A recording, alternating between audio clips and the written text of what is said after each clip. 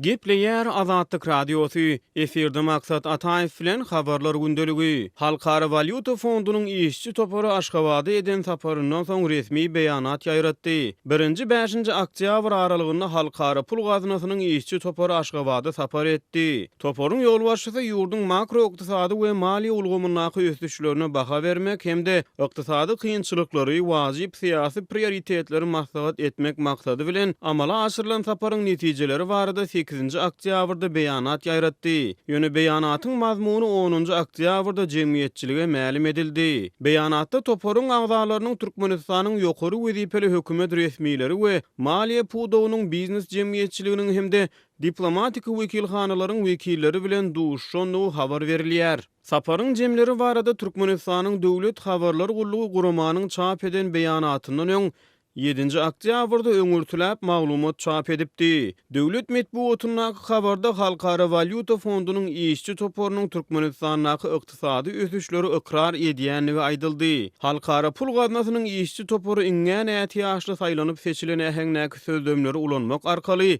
Türkmenistanyň ykdysady ösüşiň umumlukda alanyny durnukly saklanyp galýanlygyny aýtdy. Resmi görkezjileri görä ykdysady ösüş umuman aýdylanyny durnuklulygyny galýar diýilip beýanatyň başynda aýdylýar. Bu maglumatdan çen tutulsa halkara pul gaznasy Türkmen hökümetiniň özlerine hödürlen resmi sanlaryna esaslanyp ýurdun ykdysadyetine baha berýänligini jemgyýetçilige duýdurýar. Daşary ýurtlardan import edilýän haritlaryň bahasy bilen baglylykda Türkmenistanda inflasiýanyň resmi görkezjileri belli bir derejede ujuýupsyz ýokarlany. Ýöne olaryň sarp edijileriň bazar sebedini edýän täsiri gowşady diýip beýanatda aýdylýar. Deňeşdirmek üçin aýdylsa Halkara Valyuta Fondunyň işçi toparynyň geçen mart aýynda Türkmenistana eden saparynyň netijeleri boýunça mundan odalyk ýaýradan beýanatyny ýurtda inflasiýanyň 8% ýokarlananyny barada takyk san hödürlenipdi. Ýöne bu sapar ýurtda ýokarlanan inflasiýa barada anyk san aýdylmaýar. Näme üçindir guramanyň işçi topary bu sapar Türkmenistana ýokarlanan inflasiýa barada anyk san hödürlemedi. Beýanatda uglevodorod serişdeleriniň bahalarynyň galmagy bilen käbir ulgamlarda ýagdaýlaryň gowulaşanlygy, mundan beýlek tebii gazyň we beýleki önümleriň eksportynyň artdyrylmagynyň ýurdun ykdysady ösüşine goşant goşjakdygy aýdylýar.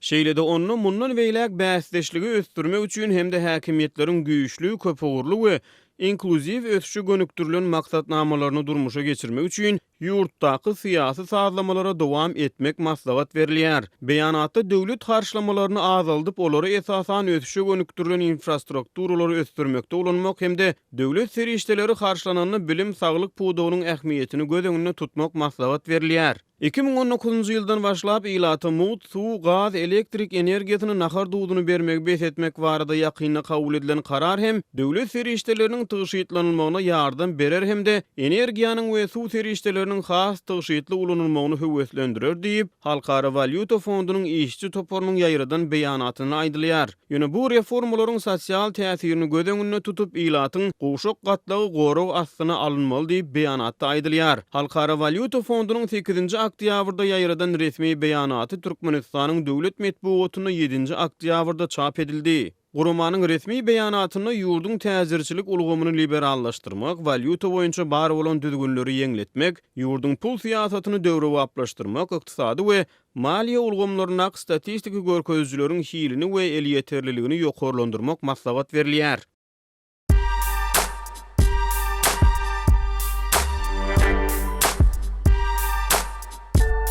Gaderli dinleyijiler, indi siz Türkmenistanda bolup geçen soňky wakalary Azatlyk Radiosynyň Adna Klasniki sahypasyndan hem izarlap bilersiňiz.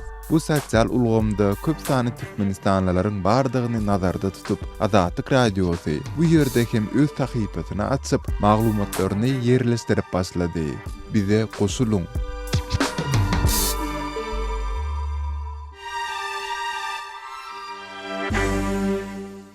Gepleýär Azatlyk Radiosu. Habarlar günneligi gepleşigimizi men Sehra dowam etdirýärin. Türkmenistanda adyk gytçylygynyň we gymmatçylygynyň fonunda Aşgabatyň hususy eýçilikdäki dukanlarynda ulanyş möhleti geçen haritler satylyp başlandy. Türkmenistanda bolup geçen wakalara ýakyndan synedýän Aşgabatly synçy Amanmurat Bugaýewiň tasdiklamagyna görä, bu haritleriň arasynda daşary ýurtlarda öndürilen un, kofe, diş pastasy, balyk we et konserwalary bolup, söwdegärler olary hakyky bahasynyň üstüne atanak çekip 5-15 manat arzanladylan bahadan satýarlar. Men doğrusu ähli hususiyetde tukanlara aýlanyp gördüm diýsem ýalançy ol ýönüne mesela Mir bazarynda şol hususy dukanlaryň bir bolmanyna bir 200'e ýakyny bar. Mene şolaryň tas ählisinde şeýle tendensiýaly 4-5 günleri emele geldi. Diýip synçy Bugaýew haritlaryň käbiriniň ençe maý käbiriniň bolsa 1-1,5 ýyl ozal ýaramlyk möhletiniň geçendigini aýtdy. Paýtagtly alyjylar dukan eýlerine satýan haridiniň ulanyş möhletiniň geçendigini duýduranda satyjylar olaryň tötänlik ýa ýalňyşlyk bilen haritlaryň arasyna düşendigine ýa-da daşary ýurtlardan söwda getirýän telekeçileriň özlerini aldap yaramlyk möhleti geçen haritlary satandygyny aýdýarlar. Oran örgökden gelýärler, bir beýle däldir, ona hilli beýle biz ýaňmyň goloýda satlananlar, onun moronok, biz Allah tasdroşunu getirýän firma diýip ikeninden kum soğurýarlar, özlerini bir sada arastada net gorkadýarlar. Aslında bolýan şu haritler bundan bir ýyl ýarym 2 ýyl satlanandan ýöne şu bahalan ýygyderli ýokurlanma bilen şu savcılar tarapyndan alınýan haritler bolar. Hiç wagtynda şunu bilýärsinden bir ararlatdym diýip aýdan oklar. Diýip Bugaýew gurrun berdi. Adatlyň paýtagtdaky habarçylar bilen söhbetdeş bolan ýaşaýjylaryň ençemesi bu barada özleriniň bazar administrasiýasyna arz şikayet bilen ýüz tutandygyna garamadan haritlaryň dukan tekçelerinden aýrylmaýandygyny aýtdylar. Bazar administrasiýasy u yaraya bizim gözümüzden sıfıptır. Erteğin özünde ähli dukanlar, barlar, çeyrezatlan, ınglanar, tip adımdan zamanı pakta bilen sal. Koşamatlar, izni uru diyarlar. Yönü mesela şu üstünden arz edilen dukan. Uzağa üstte bir gün, 2 gün yaramırlık mıskılıcı öten haritlerini vitrineden ayrıya, satıldan ayrıya yönü aradım. 2 süresinden sonra yine de şunu çıkarıya deyip adımlar zeyreniyalım. Diýip Bugaýew belledi. Adatlyk radiosu bu barada maglumat almak üçin Mir wadarynyň administrasiýasy we Aşgabatyň sanitar epidemiologiýa gullugy bilen habarlaşanda bu barada kommentari almak başartmady. Türkmen hökümeti ýurtda adyk bolçulugynyň we howpsuzlygynyň öpçün edilendigi barada ýyl-ýyldan tekrarlaýar. Hatda türkmen häkimetleri soňky 1 ýyla golaý wagtyň dowamında ýurtda adyk howpsuzlygyny öpçün etmek boýunça pudagara topar döretmek barada 2 gede karar kabul etdi. Bu kararlaryň birinjisine geçen ýylyň dekabrynda, ikincisine şu ýylyň iýul aýynda gol goýuldy.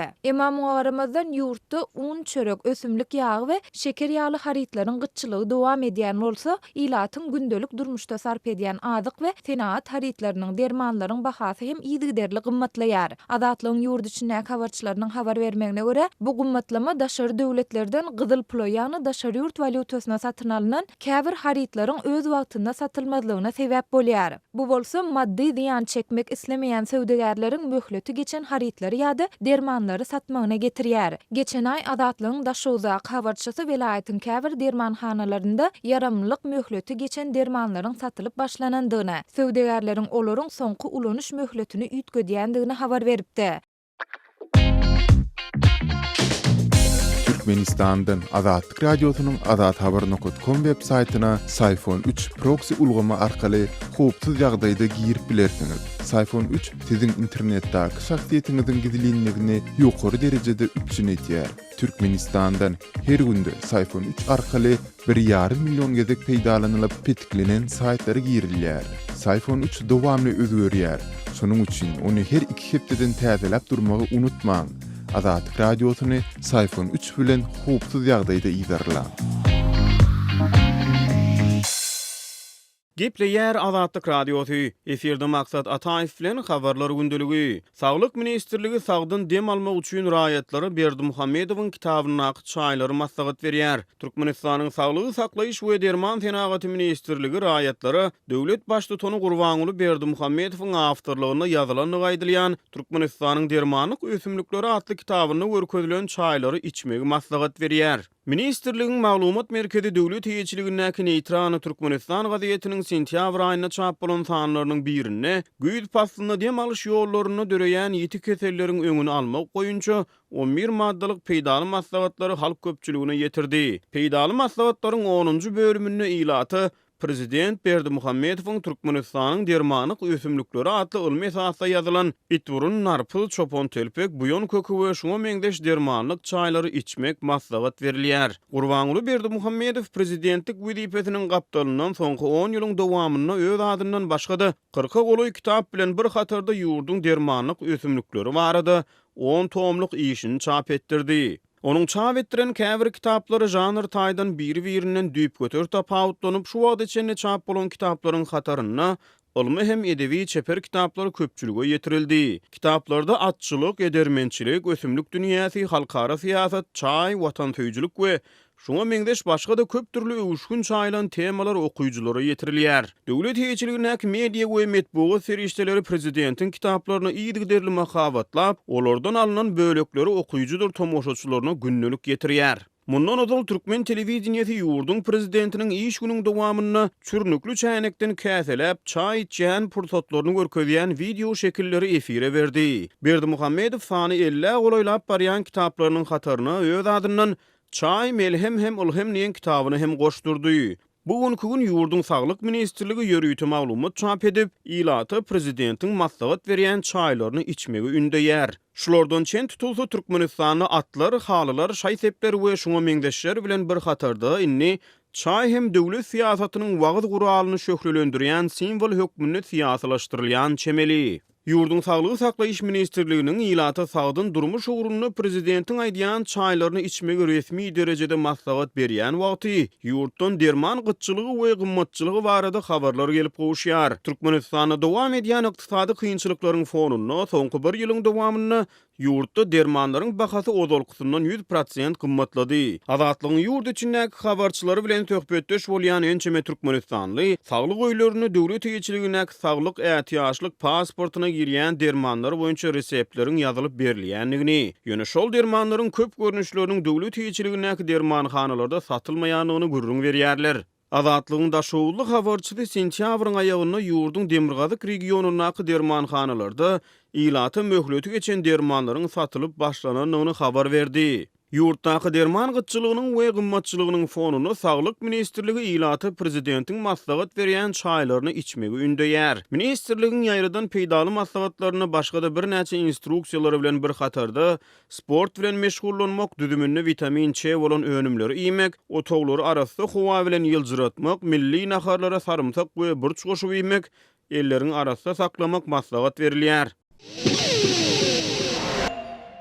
Gepleýär Azatlyk radiosy. Habarlar günneligi gepleşigimizde men Sehra dowam etdirýärin. Türkmenistanyň prezidenti Gurbanuly Berdimuhammedow 9-njy oktýabrda döwlet telewizionysynyň Türkmen owazy tele radio ýaýlymynyň başlygy Şöhrat Goçiýew wezipesinden boşatdy. Türkmen döwlet habarlar gullugynyň maglumatyna görä Goçiýew bu wezipeden işde goýberen düýplü kemçilikleri üçin boşadylypdyr, emma habarda bu diýilýän kemçilikleriň detallary anyklaşdyrylmaýar. Türkmenistanyň prezidentiniň karary bilen Begli Hedretgulyewich Beşerow Türkmenistanyň telewizioniýa, radio gepleşikler we kinematografiýa baradaky döwlet komitetining Türkmen owazy tele radio ýaýlymynyň başlygy wezipesine bellenildi. Türkmenistanyň prezidenti köpçüliklerin habar beriş terişdeleriniň işini ýygy-ýygydan tanqid edýär we wagtal-wagtal işde goýberen kemçilikler üçin diýip döwlet hiýetçiligindäki telewizionyanyň we gazet jurnallaryň ýolbaşçylaryny täzeläp durýar. Emma türkmenstanly ýuristleriň käbiri prezidentiň bu hili ýokardan gatnaşmalarynyň Türkmen habar terişdeleriniň düzgünnamelerinde beýan edilýän kada kanunlara gawat gelmeýändigine, prezidentiň habar terişdeleriniň ýolbaşçylaryny işe bellep, işden aýyrmakdan başga ygtyarlyklarynyň hem ýeterlikdigini öňe sürýärler. Eýte ýurdum köpçüliklerin habar beriş terişdeleriniň şol sanda teleradio ýaýlymlaryň, gazet jurnallaryň ýolbaşçylaryny prezidentiň hut özüniň wezipe belleme ýa-da wezipeden boşatmagy bilen bagly ýagdaýa dünýäniň beýleki ýurtlarynda hem duş gelse bolýarmy? Munyň ýurdun medeniýet azatlygyna nähil täsirleri bolup biler? Serhesiz reportyorlar guramasynyň gündogor Ýewropa we Merkezi Aziýa boýunça bölüminiň başlygy Johan Bier döwlet döwlet başlygynyň ýurdun köpçüliklerin habar beriş terişdeleriniň ýolbaşçylaryny wezipe bellemek we wezipeden boşatmak tejribesiniň dünýäniň sanyja ýurdunda amal edilýändigine, ýöne olaryň ählisiniň awtoritar dolandyrşdaky döwletlerdigini we bu ýurtlarda köpçüliklerin habar beriş terişdeleriniň işiniň döwlet kontrolunda amal edilýändigini aýtdy. It's obviously not a surprise in a country such as Turkmenistan, which ranks 178 out of 180 countries in our latest Press Freedom Index. Biziň dünýäde medeniýet azatlygynyň ýagdaýy boýunça ýaradan soňky ýyllyk hasabatymyzda 180 ýurdun arasynda 178-nji oruna ýerleşdirilen Türkmenistan ýaly ýurtda köpçüliklerin habar beriş terişdeleriniň ýol başçylaryny wezipe bellemek we wezipeden boşatmak tejribesiniň döwlet başlygynyň tarapyndan amal edilmegi geň galdyrjy däl. Ýöne geň almaly zat prezident Gurbanuly Berdimuhammedow wezipe gelenne köpçüliklerin habar beriş terişdeleriniň işine gönüden göni ýol başçylyk ýa-da gödegçilik etmejekdigini wada beripdi. Ýöne häzirlikçe bu iş ýüzünde duýulmaýar. Munyň tersine gynansak da soňky 2 ýylyň dowamynda Türkmenistanyň medeniýeti döwlet kontrollugynyň artanlygyny görse bolýar. Dip Johan Bir aýtdy. Ol demokratik jemgyýetde ilaty, hususan da saýlawlar döwründe garaşsyz maglumatlar bilen üpçün etmekde möhüm rol oýnaýan garaşsyz köpçüliklerin habar beriş terişdeleriniň bolmalydygyny aýdyp şeýle diýär. When the head of state appoints the head of the state broadcaster, it just hampers any kind of independence. Haçan döwlet başlygyny köpçüliklerin habar beriş terişdeleriniň ýol başçylaryny wezipe bellese, bu teleradio ýaýlymyň garaşsyz bolmagyny kynlaşdyrýar. Käbir ýurtlarda köpçüliklerin habar beriş terişdeleriniň ýol başçylarynyň ilata berilýän maglumatyň mazmunyna goşulmagynyň öňüne alýan käbir içerki düzgünler bolup biler. Ýöne elbetde Türkmenistan wagtyna muny aýdyp bolmaýar. Türkmenistanda bu diňe häkimetleriň döwlet mediasyna gönüden göni kontrollyk edýänliginiň we munyň resmi propagandanyň ýaýratmagynyň bir guraldygyny ýene bir alamatydyr. Dip Johan Bir belledi. 4 oktýabrda Aziýa Ýuwaş Umman teleradio gepleşikleri birleşigi prezident Berdimuhammedow Sewitde köpçüliklerin habar beriş terişdeleriniň ösdürilmegine goşan uly goşandy üçin diýen gübahat, bayrak hemde ýadygärlik nyşany bilen sylaglady. Resmi medianyň maglumatyna görä Türkmen prezidenti öz çykyşynda bu bayragyň gowşurulmagyny ýurtda media ulgamynda alınıp barlýandygy aýdylýan işleriň halkara derejede ikrar edilmegi hökmünde tesvirledi. Ýöne adam hukuklaryna we media adatlygyna gödäwçilik edýän halkara guramalarynyň ençemesi Türkmenistanyň indi 10 ýyllyklaryň dowamynda dünýäniň iň bir ýapyk ýurtlarynyň biri bolmagynda galýandygyny, ýurtda media we medeniýet azatlygynyň ýagdaýynyň gözgyndygyny aýdyp gelýär. Freedom House guramasynyň 2017-nji ýyl üçin medeniýet azatlygy boýunça çap eden hasabatynda Türkmenistan medeniýet azatlygynyň derejesi boýunça dünýäde iň ýaramazlykda Demirady Koreýa bilen deňeşdirilýär. Adatlyk radiosynyň Türkmenistan baradaky iň soňky we täze maglumatlaryny howpsuz ýagdaýda öz mobil telefonuňyzda okumak isleýäňizmi? Onu Adatlyň Telegram sosial ulgamyna sahypasyna ýazylaň. Bizi gözle bölümine Adatlyk Radiosu ýazyp tap bilersiňiz. Biz bilen Telegram arkaly ýagny goşmak belgisi 420 724 168 983 we goşmak belgisi 420 773 797 383 telefon belgileri bilen habarlaşyň. Biz siziň şahsiýetiňiziň gizlin saklanjakdygyna kepillik etýäris. Gepleyer Adatlyk Radiosu. Habarlar gündeligimizi meni Gözel Hudaýberdi we dowam etdirýärin. Türkmenistanda her ýylda millionlarça nahalekler emagaçlar adalýar diýip ýurdun ýaşaýjylary bellärler. Häzirki wagtda hususan Daşgabatda jaý gurulşygynyň 14-nji we 16-njy tapgyrlarynyň gurumuşa geçirilişi bilen baglylykda Köşü massivinde 100 ýyllyk agaçlar çapylýar. Şeýle häkimetleriň goly derleşýän botaniki bagyny ýumurmak plany barada hem sentýabrda ma'lum bolupdy. Adatlyk Radiosu bilen eferde adynyň tutulmazlyk şerti bilen söhbetdeş bolan Aşgabatyň ýaşaýjy agaçlaryň çapylmagy derarly dören boşlugyň şu gün köp ýylatly etrapçylarda has duýulýanlygyny aýdýar. Häzir aýylgans ýagdaý gözeýilýär. Asfalta we betonyň gaplanan baraklar tomsuna hereket etmek mümkin däl. Şu ýylyň iýulynda hatda Türkmenistan üçin hem anamal ıssy we adam ölümi köp boldy. Tomuz paýtagtda diňe kondisionerli oňoýlukly awtologda hereket edip bolýar diýip Aşgabatyň ýaşaýjy aýtdy. Şol birakda da soňky 20 ýylyň dowamında Türkmenistanda her ýyl millionlarça nahalekler olary guramaçylykly ekmek boýunça ýowarlar tutuş ýurt boýunça köpçülikliň çäreler ýylda 2 ýedek dabaraly ýagdaýda prezident Gurbanguly Berdimuhammedowyň gatnaşmagynda geçirilýär. Türkmenistanyň ýolbaşçylarynyň aýtmagyna görä şeýlip täze reallyk döredilýär. Ýurt dünýäniň iň uly çölleriniň we ıssy güneşleriniň birinden gök oazislaryň, ajaýyp baglaryň we gürtokoýlyklaryň mekanyny öwrülip barýar. Olar täzelenmegiň we ösüşiň janly simwolu bolup durýar diýip döwlet mediasy habar berýär. Hem Aşgabatyň ýaşaýjylarynyň sözlerine görä häkimetleriň ýurdy bagy örmek siýasatynyň netijesinde paýtaxt öz ösümlikleri bilen bilelikde gök şäheriň keşfini doly ýitirdi. Aşgabatyň merkezi köşeleriniň uğrunda agaçlaryň depesi öň birik gärdi. Gök taneli emele getirýärdi. 30-njy mikroraýon Ören Göktemen 3-nji mikroraýonda ýaşapdym. We ol tutuşlugyna gök etrapdy diýip Aşgabatyň ýene bir ýaşaýjy gurrun berýär. Häkimetler häzir ýaşaýyş çaýlaryň daşyndaky ösümlikleri ýok etmek bilen bir wagtda ýaşaýjylaryň öz başdak agaç ekmegini hem gadagan edýärler. Öň Aşgabat ösümlikleri bürenip otirdi. Jaýlaryň birinji gatynda öý almak amatlydy, ekin-ekip bolýardy. Adamlar jaýlaryň arasynda da meýletin ula agaçlary we gyrymsa agaçlary ekärdi. Oturguç goýup akşamlaryny adamlar oturýardy, gepleşýärdi, çağalar oýnaýardy. Issy has aňsat geçirilýärdi.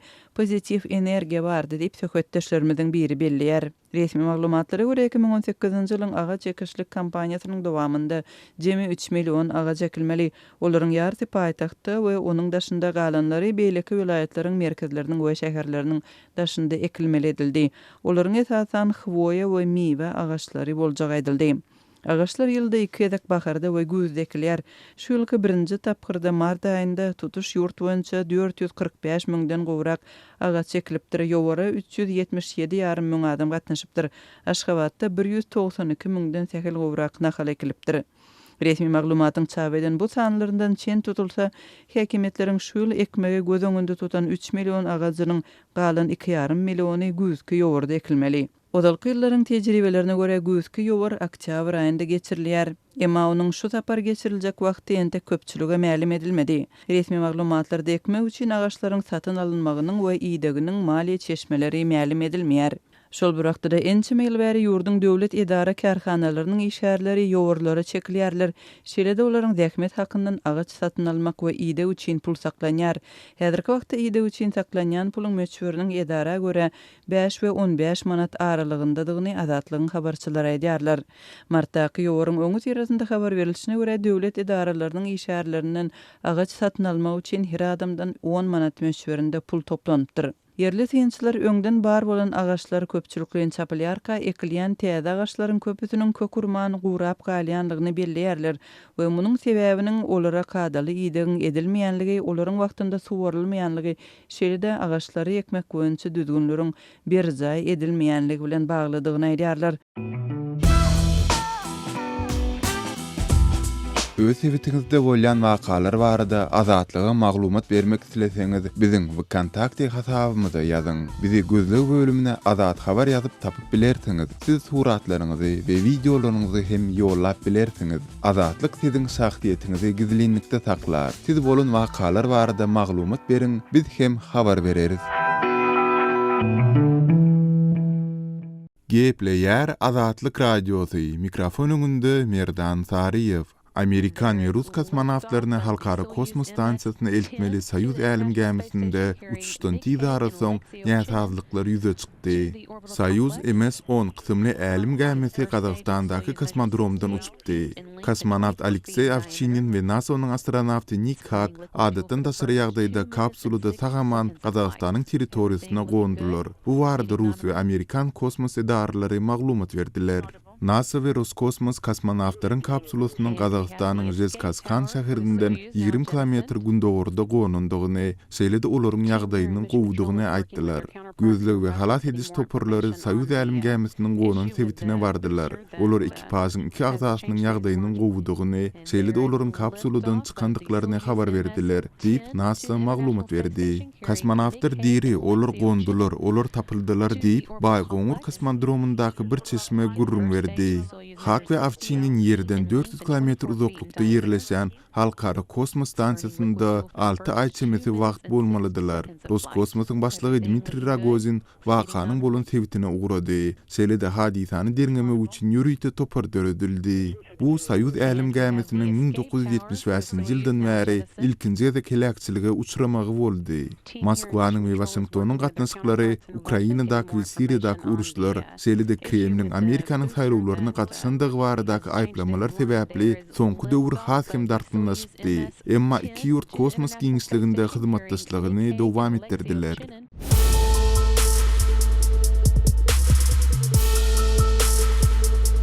Öz sebitiňizde bolýan wakalar barada adatlyga maglumat bermek isleseňiz, biziň Facebook hasabymyza ýazyň. Bizi gözle bölümine Azatlyk Radiosu ýazyp tap bilersiňiz. Siz suratlaryňyzy we videolaryňyzy hem ýollap bilersiňiz. Azatlyk siziň şahsiýetiniňizi gizlinlikde saklar. Siz bolan wakalar barada maglumat beriň, biz hem habar bereriz. Gepler Azatlyk Radiosu. Eferde habarlar gündelik bilen men Şaýmyrdan Ulumrady Kabuldan. Awgan türkmenleriniň görnükli şahyry Abdulkerim Bahmanyň aradan çykmagynyň ýyl dönümi şu gün bellendi. Şu münasibetli Kabulda dabara geçirildi. Oňa ýazyjy şahyrlar hem Demirgazyk Owganystanyň welaýatlaryndan il ýaşulary gatnaşdy. Şahyr Abdulkerim Bahman mundan 5 ýyl öň aradan çykypdyr. Onuň ölüminiň ýyl dönümi hemişe Demirgazyk Owganystanyň Balxwa, Paryab welaýatlarynda bellenýärdi. Bu sapar bolsa paýtaxt Kabulda bellenýär. Şahyr Allamurat Ülkeriň aýdyşyça Ustad Bahman türkmen diliniň ösmegi boýunça da uly hyzmatlar edipdir. Ustad Bahmanyň döreji hemişe hak ýolunda milletiň, hususan türkmen milleti hemişe oýadyp bularyň hakyna istäp, bularyň hak dilemek ýoluna hemeni teşwik edip ilimperwer insandylar. Bugünkü ýaşlar Ustad Bahman ýana geçen ustadlaryň ýolunu bugün hususan ene dilini ýitirmän, türkmen diline, edebiýatyna bular ketdi hyzmatlar edilgenler. Şonuň ýygyny ýerläp ene dilini, türkmen dilini ýitirmän bunu östürüşligine ýaşlary hemeleri edilgen hyzmatlary, bularyň ýazyk kitaplary türkmen gowmy hususan bir ýol görkezji, juda bir ýaxşy ýol belleji ýollary, bulara ýaxşy ýollar görkezip gidenler bular. Türkmen ýaşlarynyň biri Ikram Kerem'iň aýdyşyna garaganda Abdulkerim Bahman Awganystanda ýaşaýan türki halklaryň taryhy barada hem bir kitap ýazypdyr. Onuň bu kitabynyň hem tezlikde halka ýetiriljekdigini Ikram Kerem aýtdy. Ustad Abdulkerim Bahmanyň çapa taýýar bolan kitabynyň biri hem Türkmen Afganistan ýa-da Afganistan türkleri az awj iqbal tanyguni bak iqbalynyň awjundan ta bagtynyň bilen türkleri diýilen bir kitaby halkymyzda gowşar, okumak üçin gowşar. Ustad Abdulkerim Bahman diňe şahyr bolman, ol mugallimçilik bilen hem meşgullanypdyr. Bir näçe kitaplar ýazypdyr. Abdulkerim Bahman diňe şair bolman we başga urlarda hem tahqiq edip kitap yazan bir türkmenleri, Afganistan türkmenleriniň bir şahsiýetidir. Şonuň üçin hem bizler dol aýdy bilýärsiz Ustad Abdulkerim Bahman bir malim, ýörek jamia we millete we halka ýörek ýüzürýän bir malim. Bilişimde alay bir kança kitaplary yazar. Eger biz namuneý misallaryny kitaplaryndan aýsak, şiir türkmen dilinde we hem de ýaxşylyklardan kıssalar we hem de ene mahre we ýene bir kitaby ki Nalay Kalam ýa-da Kalam nalasy we hem de Ak ýol, oşuň ýaly kança kitaplary ustad yazar. Qadirli dinleyijiler, şunuň bilen habarlar gündeligi gepleşigimizi geçirip guturýarys. Azatlyk Radiosynyň tolkunlarynda galyň.